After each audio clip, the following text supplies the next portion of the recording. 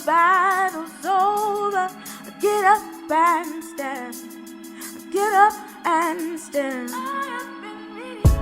Don't wait till the battle's over. Get up and stand. Get up and stand. Don't wait till the battle's over. Get up and stand. Get up and stand. I'm a Jesus girl, and I've been Jesus girl. I belong to Jesus girl. Can't nobody do me like Jesus girl. Lord, Jesus said it's hard. I'm a Jesus girl. I'm a Jesus girl. I'm a Jesus girl. I'm a Jesus girl. I belong to Him. Yeah. Happy Valentine's Day, everyone. Oh my gosh, I sure hope you felt love. I hope you had some fun. I hope you refreshed and reflected. Hope you had real people time. Even if it's not with a boo, you still can have intimate relationship. You still can have a love through friendships, through family. And I want to talk about through love and hope in yourself and of your circumstances and situations around you. There is no greater love. We all know that than the love that God had for us. But He did tell us, He did give us some clues about our best life in love. And it doesn't always have to be found in another person. Though we do get love from other people. Don't let nobody tell you that wanting love from another one is wrong. It's not. But that's not the icing on the cake. The icing on the cake is His love. And then the cherry on top is the love for self, which spills out in how you love others. That scripture is clear. It says, love your neighbor as yourself. So He's telling us that we do have to have a love for ourselves. And that is what I want to talk about today, because some of us are wanting love so bad. You want relationships so bad, but you don't have love for yourself on lock. How are you going to love somebody in a healthy way? Love somebody in the way that is balanced, is a good love, isn't toxic, isn't unhealthy, if you don't first have a clear, healthy love of yourself. The reason that our relationships get skewed and the reason why love turns toxic is because we place too much weight on another person. We place too much of our happiness in the hands of one who is not responsible for our happiness and the love of self. And that's why the relationship breaks, because it buckles under the pressure, because it was never supposed to have all that pressure on it from the get-go. And so, first of all, I just wanted to quickly say, y'all, make sure that you are loving you. What does that look like? That looks like taking care of you. That looks like making sure that your heart, soul, mind, and body is operating at maximum capacity. That includes making sure that you have boundaries. We can't control what everyone else is doing, but we can control what we allow to infiltrate our circles, our immediate life.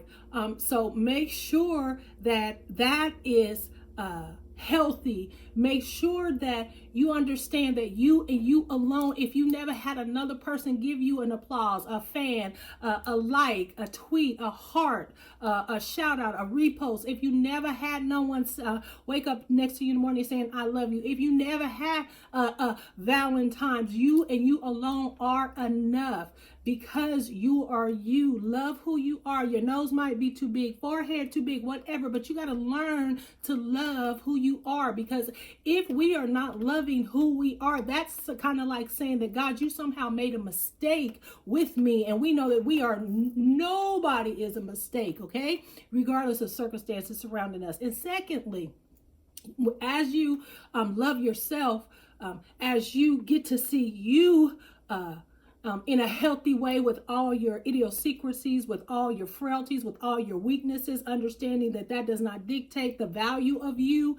Once you get that on lock, then that frees you to then accept and love the people that are supposed to be around you. And then the last thing I wanted to talk about is hope. That's my big thing. I watched the wedding today. They were separated for I want to say 10 plus years they were separated. They didn't get divorced, they were separated. Well, today, y'all, they got remarried. They got remarried today. They got remarried today. Do you hear me? They separated for 10 plus years, but they got remarried today. Listen here. Don't you give up on the hope of love. Don't turn into people that don't believe that love is possible for you. Don't turn into the people that say, oh, all men are dogs, or all women are hoes, or you have to settle for any kind of love. Like there's no good love. Don't be those men and women, because it's a lie. And we're teaching that to our kids, and we wonder why don't nobody value love. There is a value to the love relationship. Proverbs 13:12 tells us hope deferred makes the heart sick. And I love how the Message says it. The Message says, unrelenting disappointment leaves you heart sick, but a sudden big break can turn your life around. Listen, her is out there for you. Your season of singleness is not a punishment. It is a getting you together so that when we come together, we can do the thing right. Don't give up the hope on a good man, a good woman. I promise you, they are out here, y'all. Don't let this climate, don't let this culture make you believe otherwise. Don't let it made it the people that you have been with.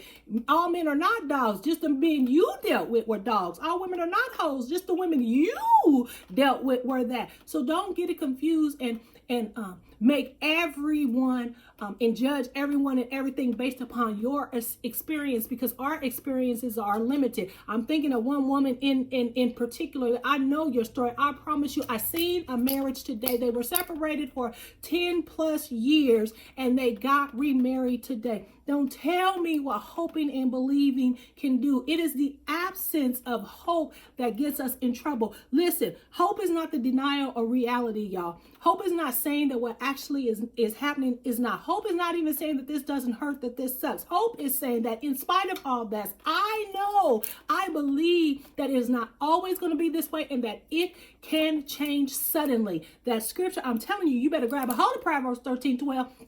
Don't let your heart be sick because you are throwing away your hope. That's what makes the heart sick. It's the absence of hope. When is it going to change for you, boo-boo? I don't know. When is he or she going to come through? I don't know. When is the bills going to be managed? I don't know. When is the sickness going to leave? I don't know. When is everything going to come together? I don't know. But what I do know, that if you lose your hope, your heart will remain sick, and then your life will suck. That's what I know for sure. So, happy Valentine's Day. Love yourself. Love the possibilities, and make sure you always remember, love is going to find you just at the right time. Suddenly. Be blessed, y'all.